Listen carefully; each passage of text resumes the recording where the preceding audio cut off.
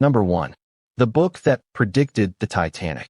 It's 1898, and you're a writer named Morgan Robertson sitting in a smoke-filled New York room, hammering out a sea disaster nobody asked for. You invent a huge luxury ship called the Titan, the pride of the shipping world, so big and advanced that people say it's basically unsinkable. In your head, you can hear the creak of metal, the clink of champagne glasses, the low roar of engines pushing through the North Atlantic in April.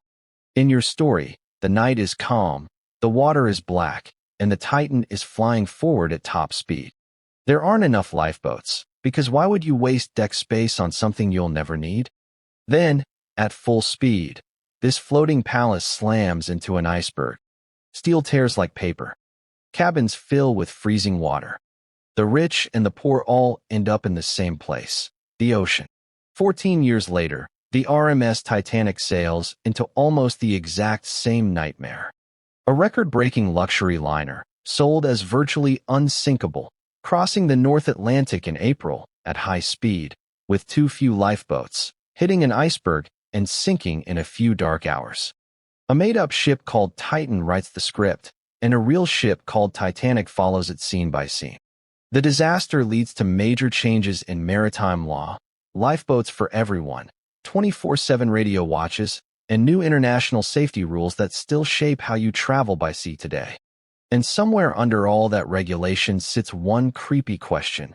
Did a random pulp novelist just get lucky, or did almost everyone else refuse to see the obvious? Number 2. The man who survived 2 atomic bombs. Now it's August 1945, and you're Tsutomu Yamaguchi, a young engineer just trying to finish a business trip.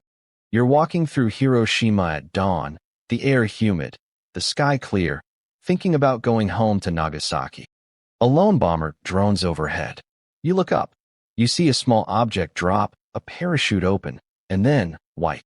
In an instant, the world becomes pure light and sound.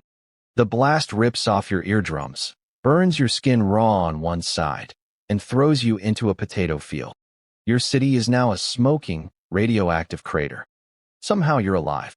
You spend the night in the ruins, then drag yourself onto a crowded train back home, bandaged and half-deaf, thinking, at least I'm safe now.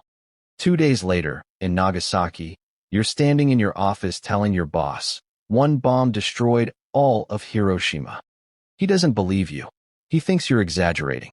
As you argue, there's another flash outside the window, this time over your hometown. Another mushroom cloud. Another shock wave. Once again, you're about 3 kilometers from ground zero. Once again, you survive. Yamaguchi lives into his 90s, officially recognized as a survivor of both atomic bombs, and spending his later years warning the world about nuclear weapons. Out of all the people on Earth, one guy ends up walking out of 2 nuclear blasts, and he spends the rest of his life saying, "Trust me, you do not want a third." Number 3. The twins who lived the same life apart. Picture this. You're born a twin in Ohio in 1940, but you never know it. You're adopted at 4 weeks old, your brother disappears into another family, and your story is supposed to fork right there. Your adoptive parents name you James. His adoptive parents also name him James. You grow up, get into the usual trouble, maybe bite your nails, struggle with spelling, and discover you're pretty good at math. Somewhere else in Ohio, another boy is doing almost the same thing. As adults, both of you smoke the same brand of cigarettes. You both marry women named Linda, then divorce them, and then both marry women named Betty. You both get tension headaches. You both like woodworking and law enforcement adjacent jobs. You each have a son named James Allen, spelled slightly differently. Even your dogs share the same name, Toy. At age 39, you finally meet your long-lost twin. Jim Lewis meets Jim Springer, and you sit there going down the list. Same habits, same names, same vacations, same weird little preferences, all discovered by accident. Scientists bring you into a twin study and realize that your lives read like 2 nearly identical save files in a video game. The Jim twins become a classic case in psychology, used in textbooks and lectures to argue that your genes have way more influence over your personality and choices than you'd like to admit. And for you, the viewer, It plants an uncomfortable little seed. How much of you is really your free choice, and how much was quietly preloaded the day you were born? Number 4. The twins killed on the same road. It's a cold March morning in 2002, and you're an elderly man in a small Finnish town, pedaling your bike along a familiar road. The air bites your face, the tires hiss on packed snow, and a truck engine hums somewhere behind you. You've ridden this route 1,000 times. Nothing about today feels special. A few hours later, your identical twin, same age, same town, same taste in practical bicycles, sets out on the very same stretch of road. Different truck, same kind of icy surface, same blind spots, same sickening moment when metal and humans suddenly intersect. Two nearly identical accidents, about a mile apart, just a couple of hours between them.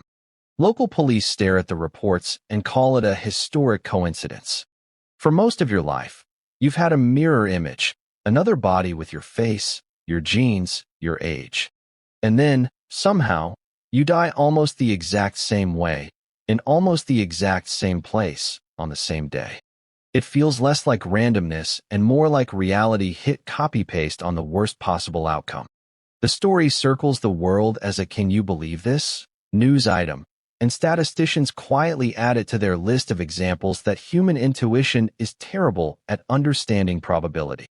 You walk away thinking, if this can happen by chance, how many silent coincidences are happening around you every day that no one ever notices? Number 5. The farm where the Civil War started and ended. Jump back to 1861, rural Virginia. You're Wilmer McLean, a grocer just trying to mind your own business on a quiet farm near a little place called Manassas. Then one summer day, the ground shakes, cannons boom, and suddenly generals are using your house as a headquarters. A Union shell crashes into your kitchen and explodes in your fireplace. Dinner is ruined. So is any illusion that the war is somewhere else. You decide you're done being a front row seat to history. You move your family 100 miles south to a sleepy village with the calming name Appomattox Courthouse, trying to outrun the war. For a while, it works. The fields are quiet. The biggest problem is the usual farm work. And then, in April 1865, a messenger knocks on your door with the politest bad news in American history. Two of the most famous generals in the country would like to borrow your parlor to end the Civil War. You watch Robert E. Lee and Ulysses S. Grant sit down in your living room, sign papers, and effectively wrap up 4 years of bloodshed while leaning on your furniture. Later, Union officers pay you for your chairs and table and carry them off as souvenirs. You're left with a stripped room and one ridiculous, perfect line.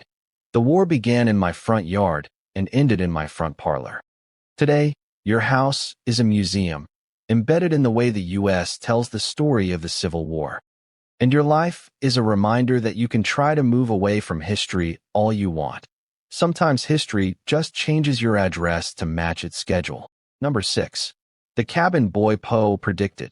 Now you're in 1838, and you're Edgar Allan Poe, king of the Gothic weirdos, deciding to write a sea story that will disturb absolutely everyone. In your novel, a crew is shipwrecked in the middle of nowhere. They're starving, sunburned, drinking little sips of rotten water.